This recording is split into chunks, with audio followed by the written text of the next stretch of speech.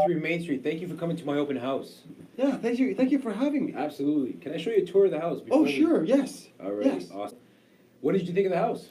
I loved it. I loved it. I'm ready to make an offer, Eli. Really? Yes. Right now? Yes. Yes. Okay, no problem. How do we get this thing going? Let's get it done. So the most important thing is, have you sat down with a mortgage broker, or do you have a pre-approval in place? Yes, I do. I did it online. You want me to show it to you?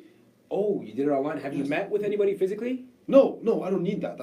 I should be good. The online calculator gave me. I can afford this house, no problem.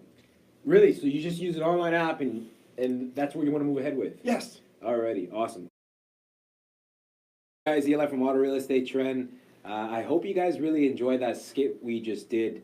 Stay tuned, because Rami and I, we're actually going to go through some steps on how to position yourself in this hot real estate market in Ottawa for 2019. All right, guys, Rami's going to go through the 4 steps on how to secure a strong pre-approval, especially in this hot market for Ottawa 2019.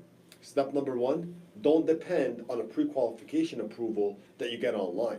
You have to visit with a professional, someone that understands your situation or takes the time to understand your situation and provide you with a proper evaluation and get you where you're going. Absolutely. What will be step number 2, Rami? Step number 2 is have your paperwork in order. So if you're self-employed, make sure you have your notice of assessments, your T1 general. You can get that from your accountant, or you can call CRA. If you're an employed applicant, then you can get your letter of employment, your pay stubs, T4s, anything to prove your income. And this is something that your mortgage broker can provide a list of ahead of time. That's awesome. What about step number 3? Step number 3 is, where's your down payment coming from? Is it being gifted to you?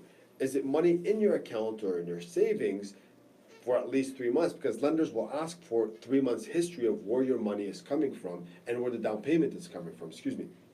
Also, are you getting any money from overseas? Because that's a big problem that we're getting nowadays. International buyers? International buyers. Yeah, international investors, I agree. They're getting their money deposited within 30 days, and that's a big problem, not only for the lenders, but for the regulators as well. It's causing some risk there for the lenders. What would be the last and final step, or step 4?